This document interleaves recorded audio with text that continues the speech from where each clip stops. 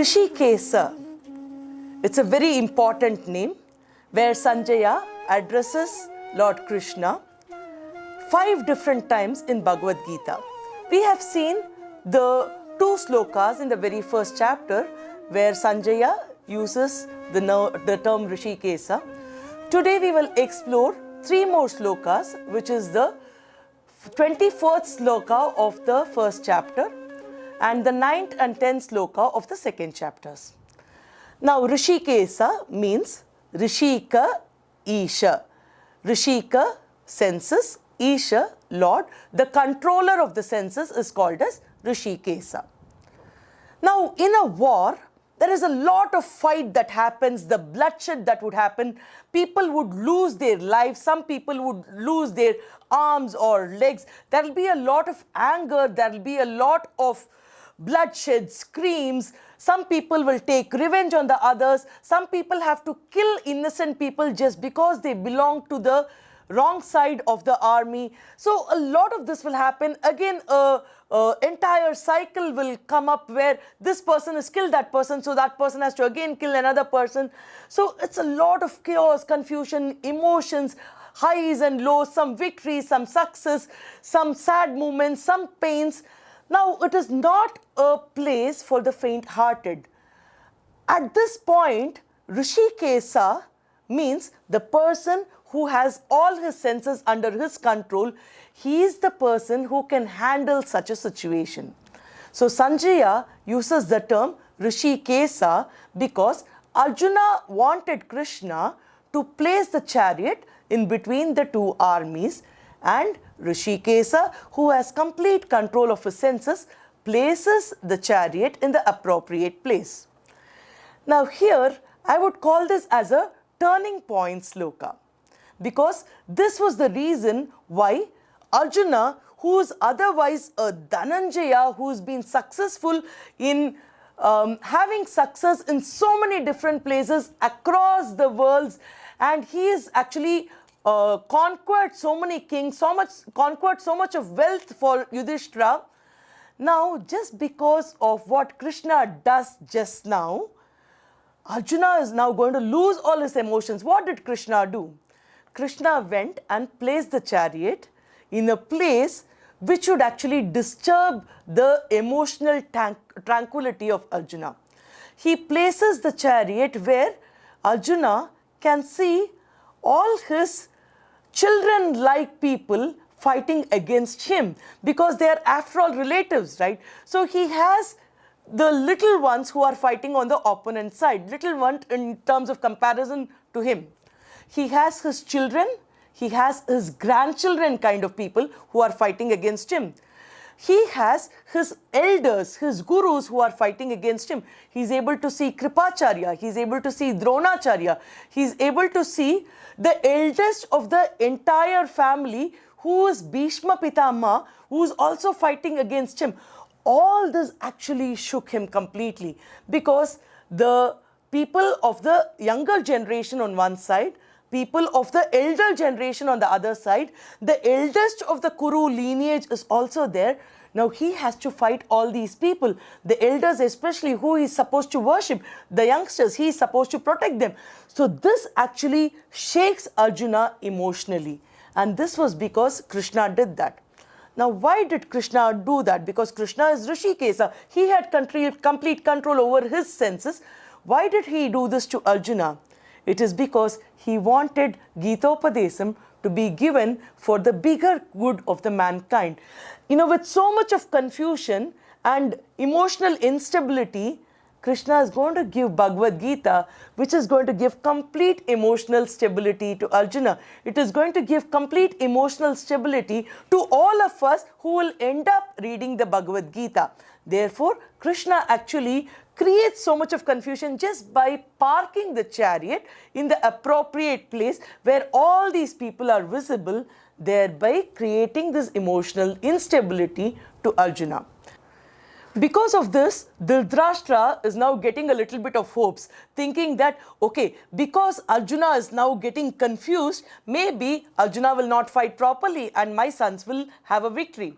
Sanjaya does not want to give any such hopes. So he uses the term Gudakesha in a combination with Hrishkesa.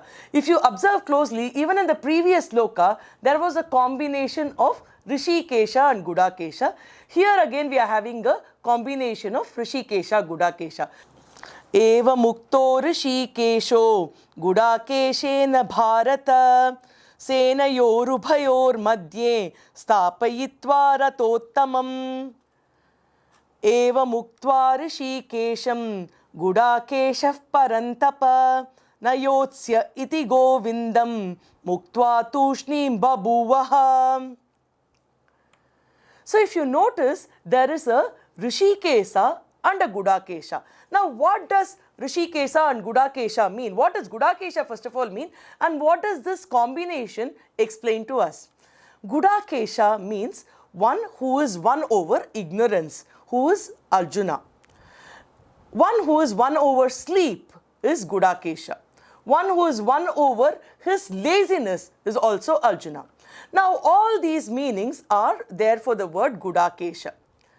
Now initial context is the person who is won over sleep, because Arjuna can keep fighting even without taking rest, and that was the reason he won against so many armies. He became Dhananjaya also.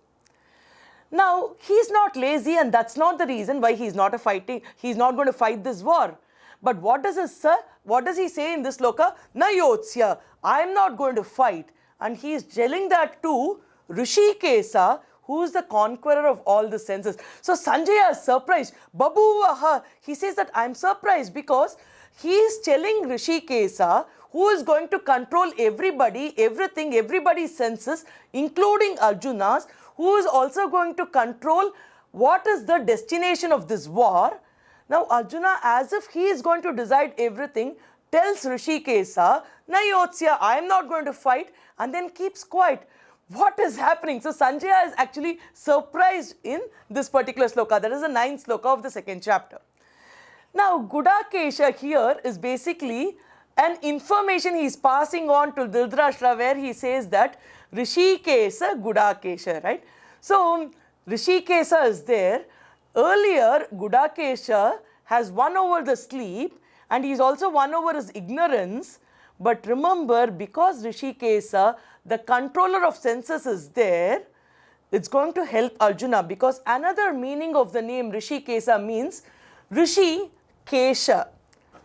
Adi Shankara in his Sahasranama Bhashyam explains Hrishkesa as Rishi Kesha.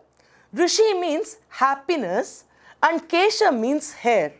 So what is this? Well, how do we understand happiness and hair is, we have to go to the Vedic interpretation, where Vedas say that the Lord's hair is made of the kiranas of the Surya and the Chandra.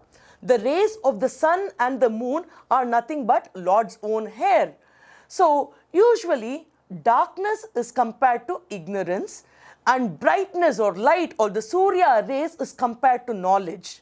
So here the Kesha would actually mean knowledge. Knowledge is given by the Lord, because of which everybody gets happiness. So Hrishkesa means the one who gives happiness because of knowledge. Now here, if we try to understand that with the word Gudakesha, Gudakesha is now going to receive so much of knowledge because of Hrishkesa, who will be happy after giving the knowledge to Arjuna. Therefore Sanjaya is informing Dhritarashtra, don't be so happy so early, because Hrishkesa is there, who is going to make the Gudakesha, who has controlled his sleep, to be the knower of the knowledge, and therefore be happy about it. Therefore they are going to win the war, not otherwise. So this is the subtle message which Sanjaya passes to Dhritarashtra. Now finally, in the 2nd chapter, the 10th sloka is when Sanjaya uses the word Hrishkesa. This sloka is very important, because only after this the Bhagavad Gita's Krishna Upadesam actually starts. The Gitopadesam actually starts only from the 2nd chapter, 11th sloka is what the elders say. So this is the final sloka of this kind of conversation between Krishna and Arjuna prior to the actual Upadesam starting, and there the word Hrishkesa has been used by Sanjaya. Tamuvacha Hrishikeshaha Prahasanniva Bharata Senayorubhayor Madhye Vishidantamidam Vachaha. Now, Hrishikesa, that is our Lord Krishna, told these as if he was smiling. So now here, as if he was smiling is the word that is used. Now, why was Krishna as if he was smiling? It's because just imagine Arjuna says, I'm not going to fight this war. Now, substitute little children at home saying that I'm not going to go to school, I'm not going to do a homework or something like that. To the Lord, Arjuna is like a little child, right? So he is like smiling and starting to tell a few things because only those Upadesams is now going to change the mindset of Arjuna. It's like the mother handling the little child. The mother actually tells the child what should the child do. But when the child is already upset, the mother might not scold him, right? So the okay, first listen to me kind of thing. So Krishna now says, Prahasan iva bhashate. So he, as if he is smiling, he tells these words. Now, by understanding the meaning of Hrishikesa, the way Sanjaya has used it, what are some of the learnings that we get? Because that's going to be very, very useful for us. Now, Sanjaya has used the term Hrishikesa in 3 different contexts. One is Hrishikesa, Hrishika, Isha, the controller of senses. The other is Hrishika, Isha, where the Lord of knowledge. The third is Hrishikesha, which is the Lord who gives happiness because of knowledge. Now, by knowing all this, how are we going to utilize it in our everyday life?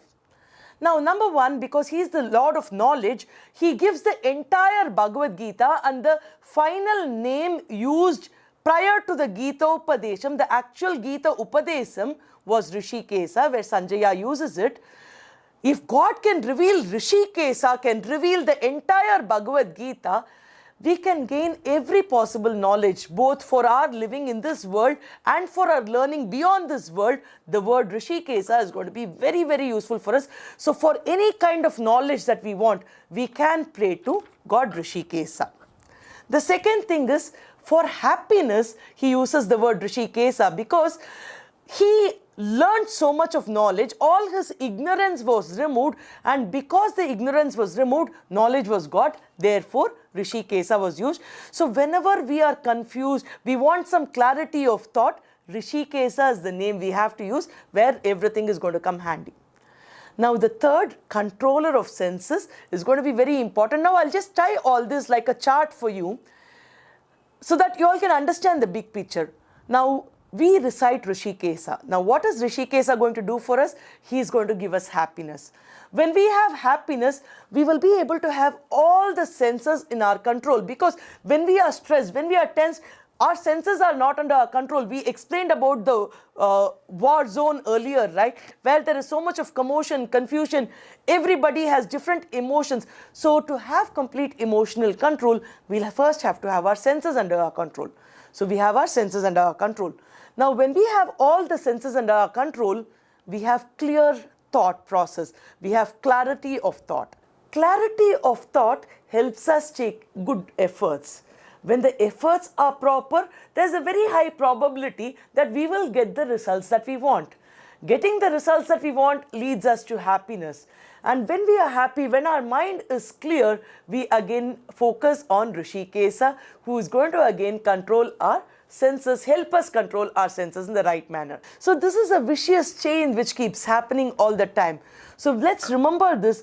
Hrishikesa is going to give us clarity of thought. He is going to give us knowledge. He is going to give us happiness. He is going to give us all what we want to.